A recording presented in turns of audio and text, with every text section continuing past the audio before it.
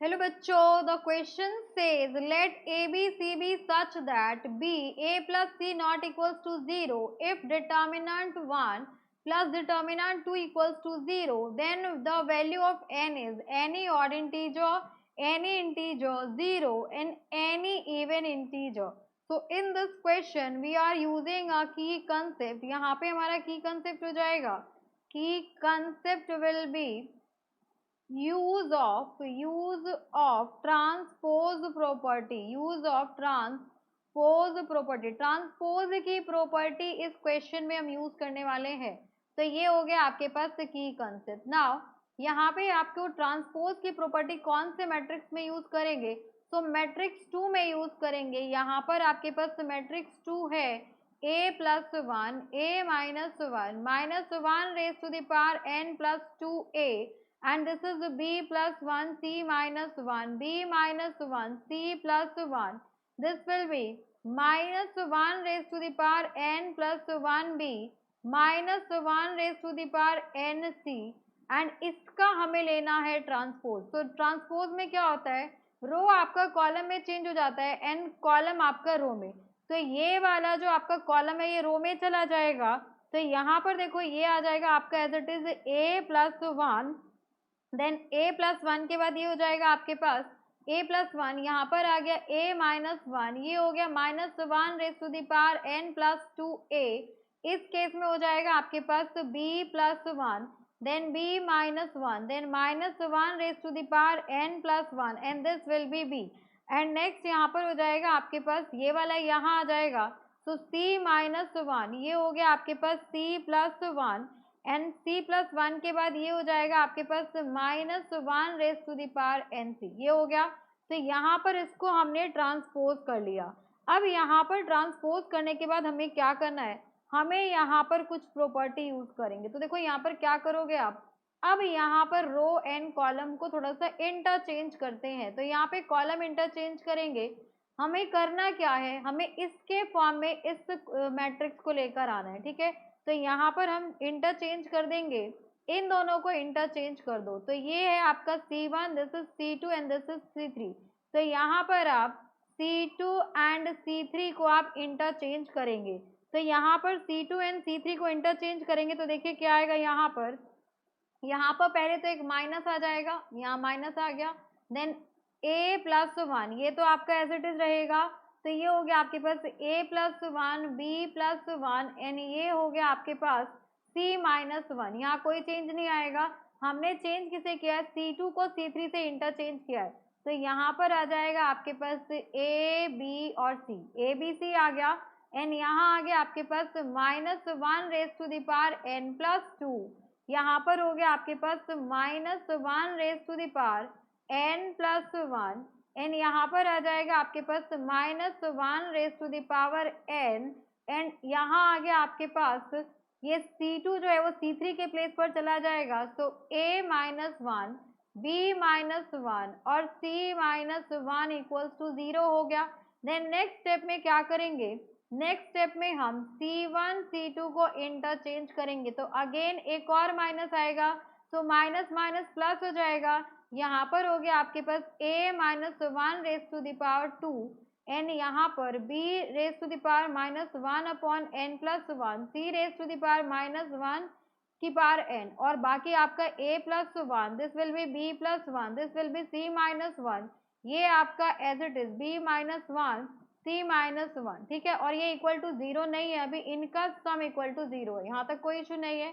अब यहाँ पर देखो, अब यहाँ पर हम दोनों मैट्रिक्स लेंगे. तो एक मैट्रिक्स है यहाँ पर आपके पास, that is a plus 1 a minus 1, a plus 1, and this is a minus 1.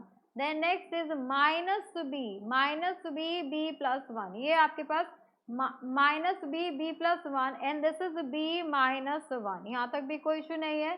Then next देखिए यहाँ पर गिवन है आपको c minus 1, this is c minus 1, and यहाँ पर है आपके पास c प्लस 1, यहाँ पर c प्लस 1 है.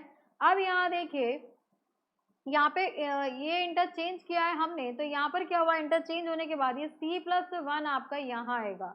तो यहाँ पे कौन सी वैल्यू हो जाएगी, दिस विल बी ये a plus one, b plus one, c minus one और a माइनस वन, ये होगा c प्लस वन। यहाँ देखो a minus one, b minus one और c प्लस वन है, ये आपका c प्लस वन है, ठीक है। यहाँ पर भी हो जाएगा ये आपका c प्लस वन, ये क्लोज प्लस यहाँ पे second matrix is a minus one raise to the power n plus two, then b minus one raise to the power n plus one, c minus one raise to the power n हो गया, and यहाँ पर आ गया आपके पास a plus one आ गया, एंड ये हो गया आपके पास b प्लस वन, ये हो गया c माइनस वन, यहाँ पर a minus one, b minus one और c प्लस वन आ गया, that should be equals to 0 होना चाहिए। अब हम क्या करेंगे, यहाँ पर अब हम सम करेंगे, ठीक है। तो यहाँ पे इस मैट्रिक्स और इस मैट्रिक्स का सम करना है, so this will be equals to a plus a minus one raise to the power n plus two है, minus one raise to the power n plus two, then ये हो जाएगा आपके पास minus b plus b raise to the power minus one raise to the power n plus one है, n plus one है, then यहाँ पर हो जाएगा आपके पास, यहाँ पर हो गया आपके पास c एंड प्लस यहाँ पर c minus one raise to the power n, and इन दोनों को ऐड करेंगे, इसको और इसको ऐड करेंगे तो twice of a plus one आ जाएगा, this is twice of a plus one. यहाँ पर आ जाएगा आपके पास, इन दोनों को ऐड करेंगे तो twice of b plus one, इन दोनों को करेंगे तो twice of c minus one, तो यहाँ आ गया twice of b plus one, यहाँ आ गया twice of c minus one, यहाँ पे कोई इश्यू नहीं है। अब यहाँ पर ये a माइनस वन है, a माइनस वन है, तो अगेन यहाँ पर twice of a minus one, twice of b minus one, and ये हो जाएगा आपके पास twice of c plus one, twice of c plus one, ये आपका हो गया डिटर्मिनेंट। इसकी इनके सम की वैल्यू 0 होनी चाहिए।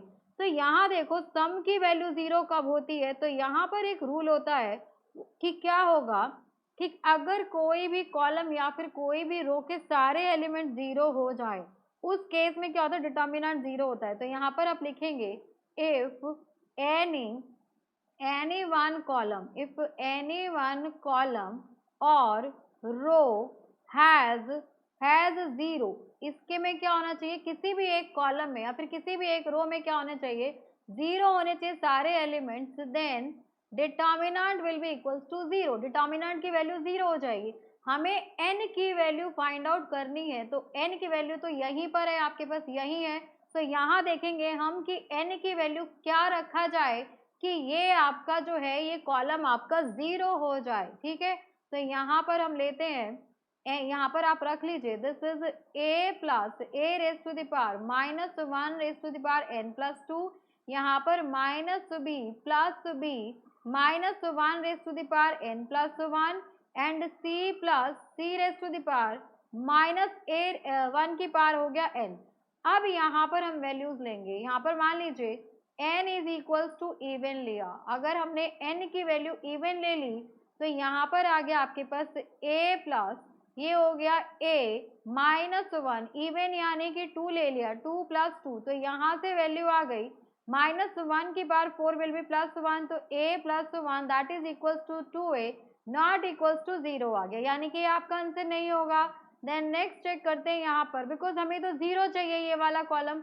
अगर यहाँ पर n इवन पे चेक करें तो ये हो गया आपके पास माइनस बी एंड ये इवन है, यानी कि यहाँ पर हो जाएगा आपके पास 3, तो b हो गया minus one raise to the power 3, तो यहाँ से आ गया आपके पास minus 2b that is not equals to 0।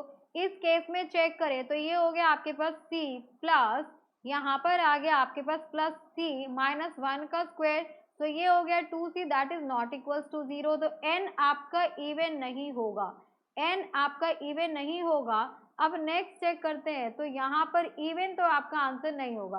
अब यहाँ पर अगर n 0 रख के देखते हैं, यहाँ पर रखते हैं n इक्वल्स टू 0, तो अगर मैंने n 0 रख दिया तो ये हो गया आपके पास a plus a raise to the power minus one की पावर 2, तो यहाँ से 2a आ गया नॉट इक्वल्स टू 0 हो गया।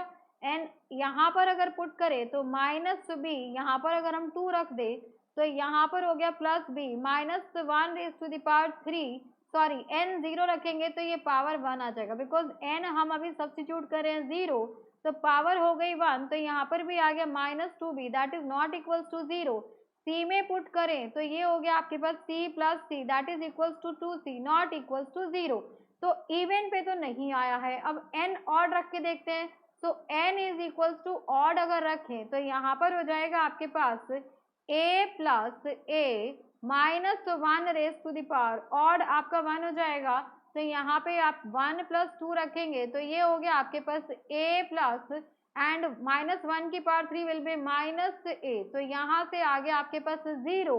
नेक्स्ट चेक करते हैं, यहाँ पर है b plus b and -1 raise to the power क्या है यहाँ पर b plus b -1 raise to the power n plus 1 यानी कि 2 हो जाएगा।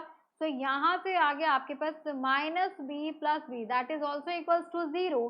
देन c वाली टर्म्स चेक करते हैं तो यहाँ पर c plus c -1 raise to the power n odd रखना है यानी कि 1 हो जाएगा।